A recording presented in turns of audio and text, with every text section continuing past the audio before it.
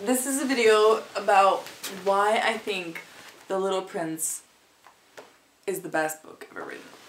Okay?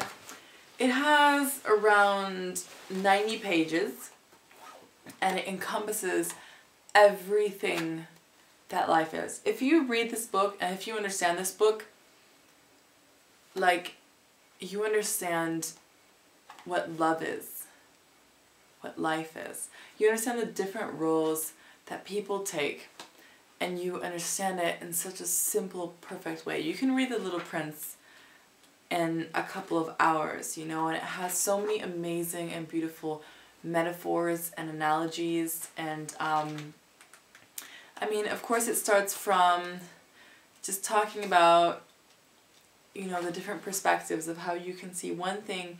He talks about, he shows his painting, number 1 and number 2, like he shows them to grown-ups and they just think it's a hat, you know, but it's a boa constrictor with an elephant. And that's just so beautiful because there's just different ways to look at things, and people sometimes do not have that perspective to look at something a different way.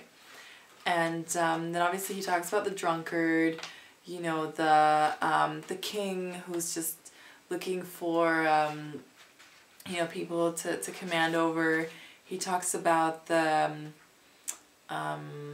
you know, the accountant who thinks that he, you know, he owns the stars, and all these things. It's just so beautiful, and it's true about people, you know. It's just so many different like characters, but my two favorites are the fox and the rose.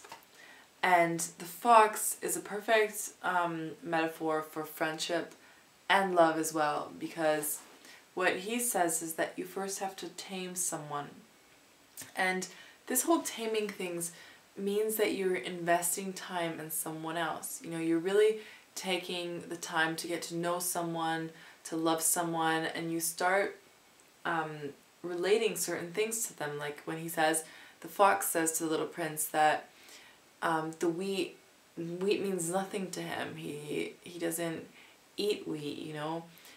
Obviously he eats meat, but when he looks at the wheat, it has the golden color of the hair of the little prince, and every time he sees it, it's going to remind him of him.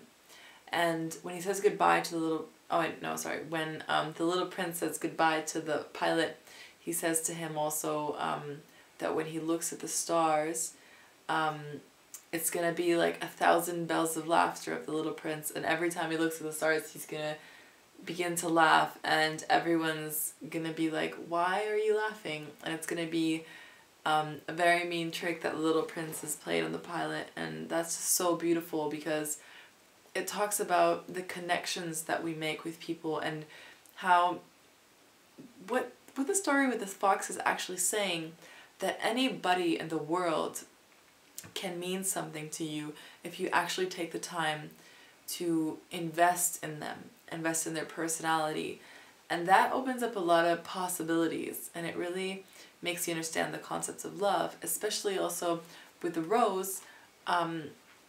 You know, the rose has also tamed the little prince, and there's things about the rose that the little prince does not like.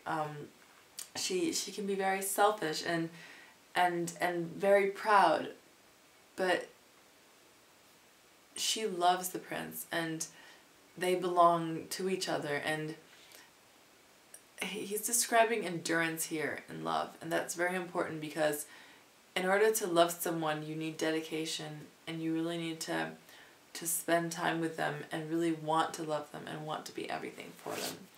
And I mean, there's so many other things that you can find in this book. It's absolutely beautiful. It's gorgeous. And I also love like the way that it is the snake that transports the little prince back to his planet.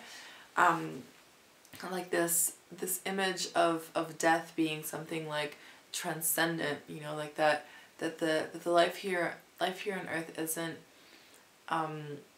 just like complete, it's not the end, that there might be something else. Like, it's just really beautiful, you know, like talking about reincarnation. And I also love the moment when he approaches all those hundreds of flowers and those roses, and first he starts crying because he thought his rose was unique in all the world, and he knows that there's other roses. And that's a very good metaphor for love, because there are so many women, there are so many men. How do we find that one person? And again, we come back to the fox through taming. And like after he meets the fox and learns his lesson, he goes back to the roses and says that they are nothing. They're empty roses, because he has one rose and she is the rose. And yeah, so that's why I love The Little Prince, and that's why I painted this painting of The Little Prince and his rose, because it's amazing and it's one of my favorite things ever. So read The Little Prince. If you have read it, tell me what you think about it and what it means to you and what your favorite parts are. This is an amazing book. If you're having to write a report or anything on it, you're very welcome to write me and ask me questions if there's anything you want to know or are unsure about. This book really holds a lot of secrets, and it's something you should also read with other people, because it's a beautiful story to share and just to read aloud. Mwah! Have a good day or night, wherever you are right now.